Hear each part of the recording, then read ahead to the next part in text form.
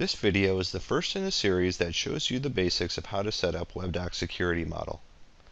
In this video, you'll learn about users and groups and how you can use them together to keep documents secure.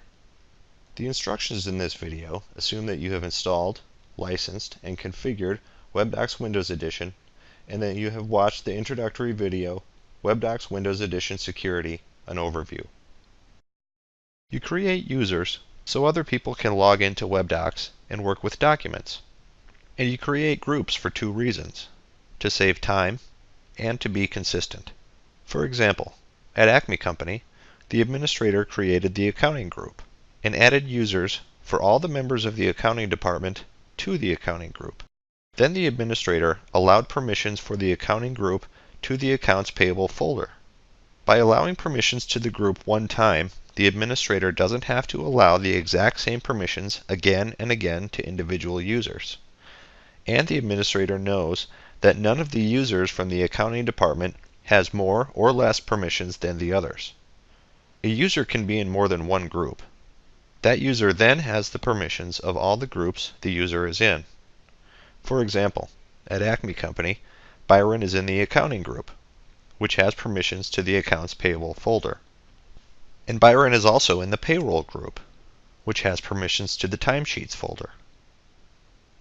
You can also allow permissions for a user directly, without that user being in a group. Just because a user is in a group doesn't mean the user has to have all the group's permissions. For example, a new employee just got hired in the accounting department, and the administrator creates a user for her. But until Amanda is trained in, the administrator doesn't want her to move or delete documents. So the administrator denies Amanda the move and delete permissions to the accounts payable folder, and then adds her to the accounting group.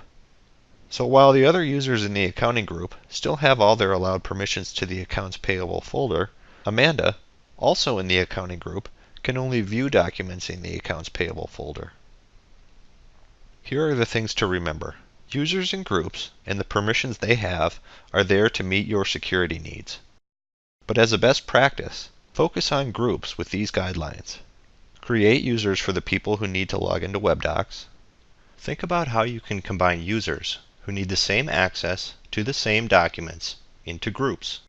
Allow and deny permissions for the groups, and continue working on the group level. And only worry about permissions for an individual user if group level permissions are not specific enough. Now that you've had an introduction to how users and groups work together to help you keep documents secure, continue to the next video where you learn how to create a user.